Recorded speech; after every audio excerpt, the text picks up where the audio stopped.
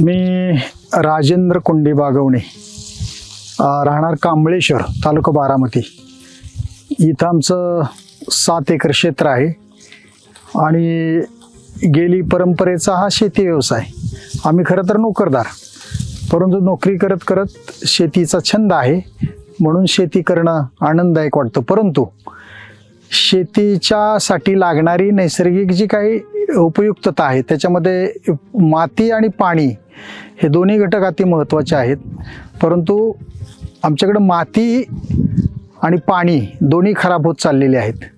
याचं कारण की पाणी खराब होत आहे, क्षारयुक्त पाणी मिळत आहे आणि शेतीसाठी रासायनिक अशी असणारी खतं वापरल्यामुळं शेतीसुद्धा अशी कडक बनत चाललेली आहे. आणि त्यामुळं आता वेळीच आपण सावध होऊन याच्यावरती काहीतरी उपयुक्त असं मार्ग किंवा सोल्युशन काढणं गरजेचं आहे. म्हणून KVK मार्फत AI आर्टिफिशियल इंटेलिजन्स म्हणजे कृत्रिम बुद्धिमत्तेच्या या नवीन तंत्रज्ञानाचा उपयोग शेतीमध्ये कसा होऊ शकतो आणि त्याच्यातून आपल्या शेतकऱ्यांना मातीचं, पाण्याचं, वनस्पतीचं आणि एकूणच संपूर्ण असणाऱ्या नैसर्गिक तुमच्या संतुलनाचं चांगल्या पद्धतीनं एक रक्षण व्हावं म्हणून या ठिकाणी हा केलेला प्रयोग आहे. AIमुळं संपूर्णपणे आपल्याला मातीवरती, पाण्यावरती आणि पिकावरती कशा पद्धतीचे बदल होत असतात आणि ते बदल लक्षात घेऊन त्याच्यामध्ये आणखी काही चांगल्या पद्धतीनं आपल्याला उत्पादन वाढण्यासाठी काय प्रयत्न करता येतील अशा पद्धतीचं एक AI तंत्रज्ञान KVKच्या माध्यमातून या ठिकाणी उपलब्ध करून दिलेलं आहे. agripilot.ai यांच्यामार्फत आत्ता आम्हाला व्हॉट्सअपच्या माध्यमातून अतिशय एका तासाची माहिती मिळत आहे. आणि सर्वात महत्त्वाचं म्हणजे की पूर्व म्हणजे गेल्या 2-4 वर्षाच्या पाठीमागं जर गेलं तर उत्पादन क्षमतेत संपूर्ण शेतीचीच कमी आहे. म्हणजे फारच पूर्वी आम्ही या रानामध्ये 70-80 टनेज एकरी या ठिकाणी उत्पन्न बसायचं. परंतु गेल्या 20-10 वर्षापासून पाठीमागं बघितलं तर हे घटत चाललेलं प्रमाण आहे. आता सरासरी आमचं उत्पन्न 40-30 वरती आलेलं होतं. पण आता असा एक थोडासा म्हणजे अंदाज येतोय की या टेक्नॉलॉजीमुळं आणि सतत आम्ही रानात असतो, सतत मोबाईल आणि मोबाईलवर येणारे अलर्ट आणि AI पायलटच्या निमित्तानं आता नवीन त्या ठिकाणी प्रत्येक तासाचे अपडेट्स ते त्या ठिकाणी देतात.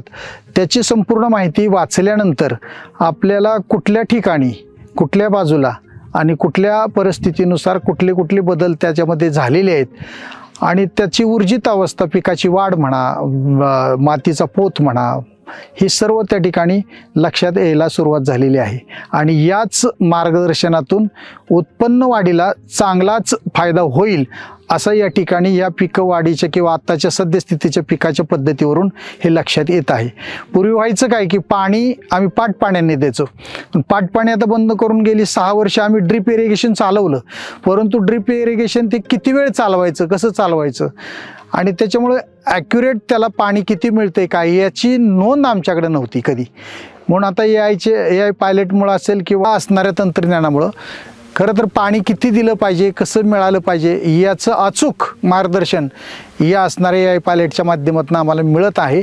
आणि त्यानुरूप मग हवेचा दाब असेल, सूर्य किरणांचा ताण असेल, पिकावरती कसा येतो, काय होतं, या सर्व बारकाव्याच्या, हवेचा वेग असेल, या मग बाष्पीभवन कसं होतं, मातीतलं जमिनीतून होणारं बाष्पीभवन, पिकातून होणारं बाष्पीभवन, त्या किरणाच्या माध्यमातून तयार होणारं अन्न वगैरे या सर्वांचं किंवा मुळातून शेतीसाठी जाणारं अन्न आणि ते पानं कशी साठवतात म्हणजे याची माहिती या निमित्तानं आता सर्व शेतकऱ्यांना अतिशय बारकाईची व्हायला लागलेली.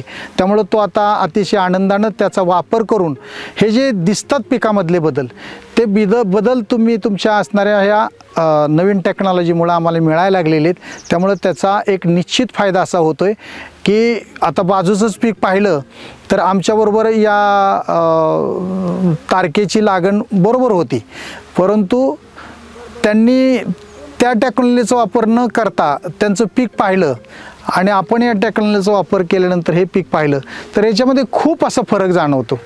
म्हणजे नक्कीच हे असणारं उपकरण असेल किंवा ही टेक्नॉलॉजी असेल ती भविष्यामध्ये अत्यंत गरजेची आहे. व्हॉट्सअपच्या माध्यमातून आता ॲग्री पायलट म्हणून या ठिकाणी त्यांच्याकडून येणारे मॅसेज आणि वैयक्तिक शेतकऱ्यांसाठी येणाऱ्या त्याच्या प्लॉट संदर्भातली संपूर्ण माहिती तासातासाची अपडेट मिळत आहेत. त्यामुळं ॲग्री पायलटचा हा रोल या संपूर्ण यंत्रणेमध्ये खूप महत्त्वाचा आहे असं मला वाटतं.